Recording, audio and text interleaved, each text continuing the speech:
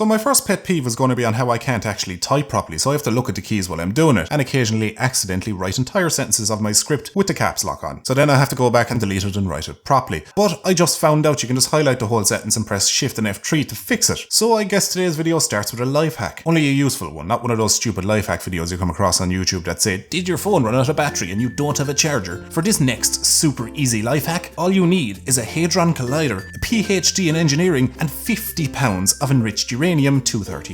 Okay, I guess my first pet peeve is life hack videos. Their hacks are always so stupidly unreasonable or just straight up could never work. You know what? I should make one for the crack. Give this video a thumbs up if you think a Ducky's actual life hacks video would be something you'd watch. Anyway, let's kick off Pet Peeves 3, shall we?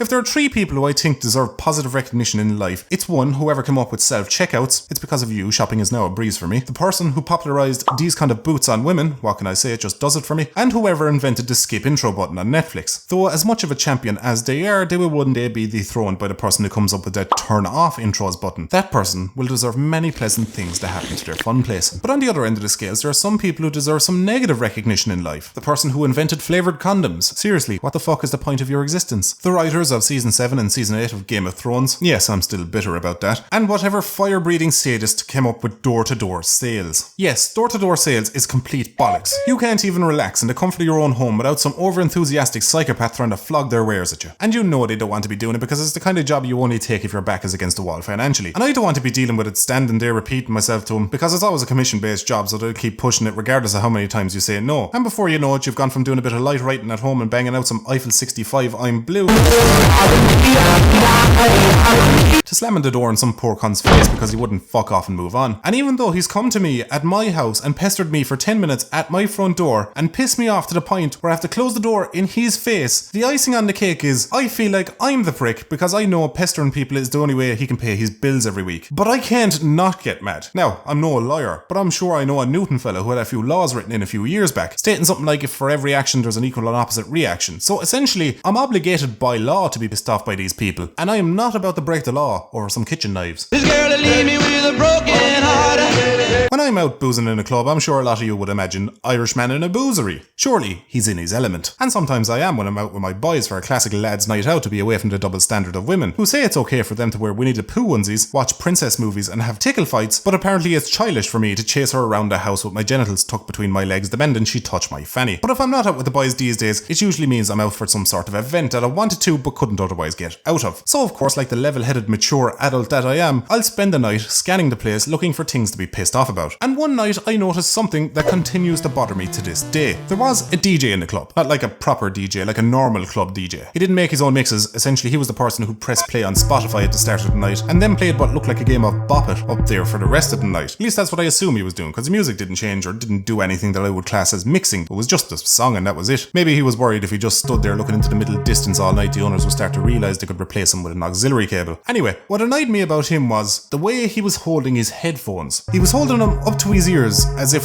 a friend asked him to have a quick listen rather than actually wearing them. Like this totally copyright-free image. I couldn't find a non-watermarked image because all the images I found were of people wearing them properly, like normal, sane individuals. But I know I've seen DJs do this before, and it's like the backwards cap of headphones. The clue is in the name. Headphones. Put them on your head. Are you trying to look cool? Look, I can DJ with one hand. Yeah, well, I can DJ with no hands or wires from the comfort of the bar. Top that, cunt. Listen, people, what I'm telling you.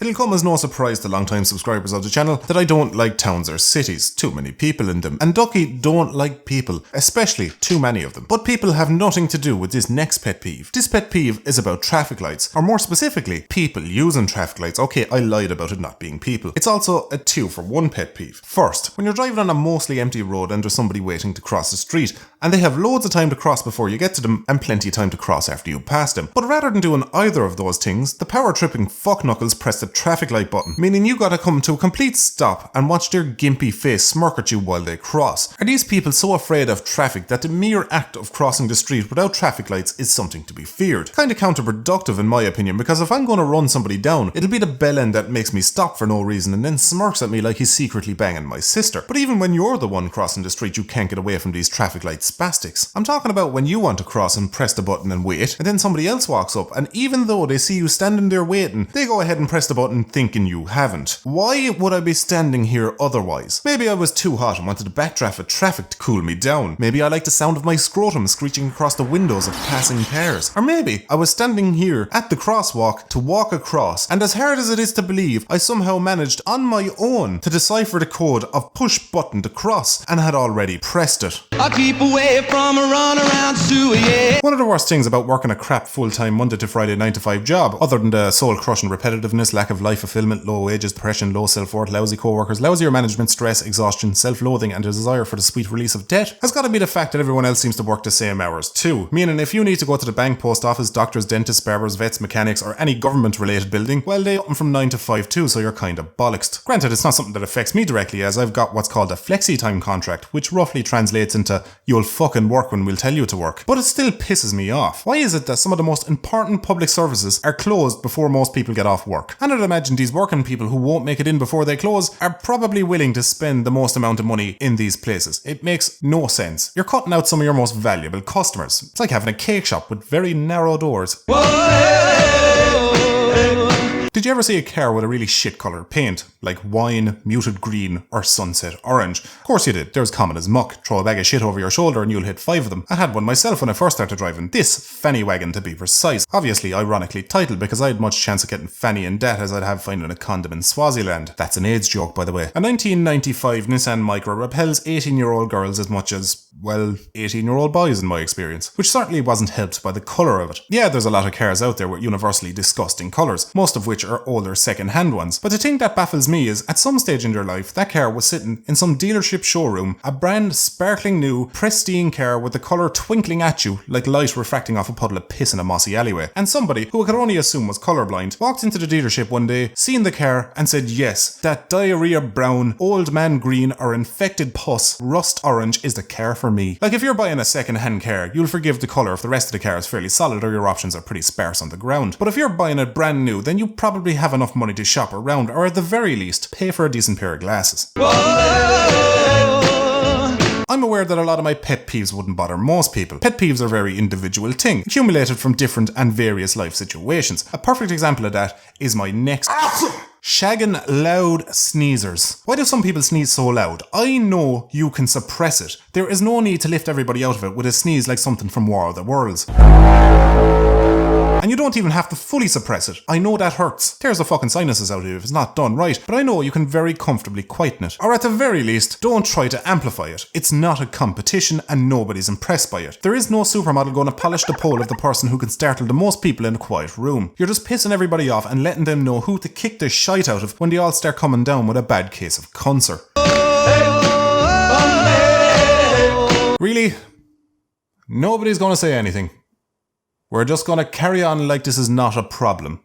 Okay, well I guess this is the hill I die on. What in the tactical toss is going on with porn sites ads lately? At what point are they going to draw the line when it comes to sheer quantity of their ads? Used to be able to bang out an old handy shandy to porn in about 5 to 10 minutes, but not anymore. I have to book a week's holidays off work for a wank these days because of the ridiculous amount of ads between me and Phil Gill Volume 2. If I could put that many ads in a single video on YouTube, to cover my bills, I'd only have to upload every 6 months. Assuming of course I don't get demonetized for no reason. He says while talking about porn on a YouTube video. Did I mention I have a Patreon? Also, why are all these ads about having a faulty cock? It's all erectile dysfunction and enlargement kits. Now, allow me to make a broad generalization and speak on behalf of all men, and that includes those in the comments who disagree with me. I'm speaking for you too, whether you like it or not. Men are not self-conscious about our laddines. As long as they're slightly bigger than a mouthful, we are golden. If I wanted to have more sex and you offered me more charm or a bigger cock, I'll take more charm every time and be pounding more flange than an engineer having a panic attack. But to stay on point, how many ads is too many, especially when you're on your phone? You have the ad that pops up when you click on the video's link. Then you have another ad when you press back because you didn't realize pressing back just refreshes the page. Then you close the tab that opened, and then you're facing the video with a click here, skip pop-up overlay bullshit on it. Then you close that and click on the video, and then another tab pops up, and then you close that, and then you press play on the video, but then a pop-up at the bottom causes the page to scroll slightly, meaning you didn't hit play, you just hit the pop-up ad instead, and then you close that and wait for the page to fully load, then hit play, and a fucking 5-second pre-roll starts playing. At this point you just give up and go to bed, because now you gotta go to work tomorrow on 4 hours sleep, because you stayed up half the night just trying to have a fucking wank. You know, women have it all. You can play with your boobs anytime you want, even if they're not your own. Shaving your genitals is a breeze, and to receive an offer for sex, all you gotta do is check your notification bar. As a man, we gotta work to play with boobs. Manscaping testicles requires the skill of a surgeon, and the only time we get an offer of sex is in a prison shower. But if there's one thing I wish I had that women have, it's a thing called concealer. It's a type of makeup that covers up blemishes on your face. Now, I'm not a self-conscious man. I'd just rather not have to look like goddamn Rudolph every time I get a spot in my nose. Anywhere else I get a spot and there's no issue. Small red dot, I can live with that. But anywhere near my nose and my body is like, oh, you're developing a photo, are we? Let me help. Looks like I caught a cold on what Charlie Sheen would call a quiet night in. And as a man, all you can do is wait it out. Women have it so much easier with concealer because, as I said, concealer hides it. Essentially, it does what women love to do and covers up the truth. Typical women. Am I right, lads? Oh, I fucking hate 2019.